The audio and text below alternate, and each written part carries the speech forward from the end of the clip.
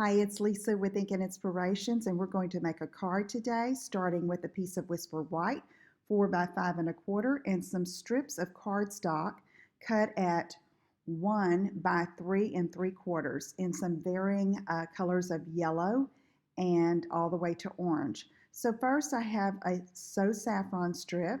Again, that's 1 by 3 3/4, and I'm going to glue that to the very top edge of the Whisper White. Then I'm taking Pumpkin Pie and gluing it to the bottom and centering it side to side. So then I'm going to take a Daffodil Delight and we're going to position those on the cardstock so we'll know where to glue them. So this is Daffodil Delight, 1 by 3 3/4, and I'm spacing it just a bit. Then Mango Melody, and I'm going to put that above the bottom strip. And then at last in the center, we're going to have Crushed Curry, 1 by 3 3/4, and I'm going to just glue that in the center. So now we have a ombre look background with strips of cardstock. So let's put our card together. I'm using the Honeybee bundle, which is retiring from Stampin' Up, and I've already stamped and die cut the beehive, and so I'm going to glue that on first toward the bottom. And then I have 2 flower stems that were stamped and die cut with the coordinating dies from the set. And we're going to glue those on, framing out the upper part of the beehive. So I'm just using some liquid glue here and putting that on so that I can frame that out.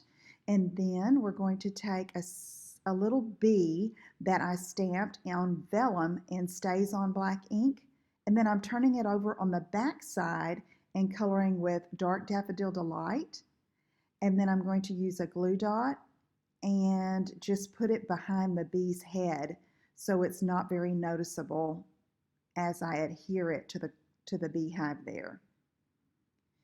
Now I have a sentiment cut with the stitched labels, the retiring die set there, and it says thank you from that same Honeybee stamp set. And so we're going to apply that above the flowers. And then I'm using some seam binding ribbon and tying that around, and I'm going to tie a pretty generous bow. I liked the look of the long tails on this card, so I'm going to tie that, leaving the ribbon on the bolt so I have enough, and then just trimming off those ends so that I get the look that I want.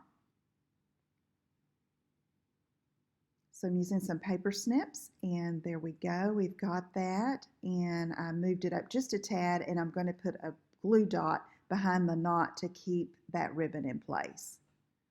So now we have Daffodil Delight, 4 1/4 by 11, scored at 5 1/2, and I'm going to attach that piece that we've just created to the center front of that card base.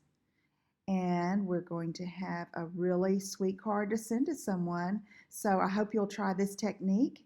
If you have any questions, let me know, and visit my website at inkandinspirations.com, and be sure and let me know if I can help you with anything.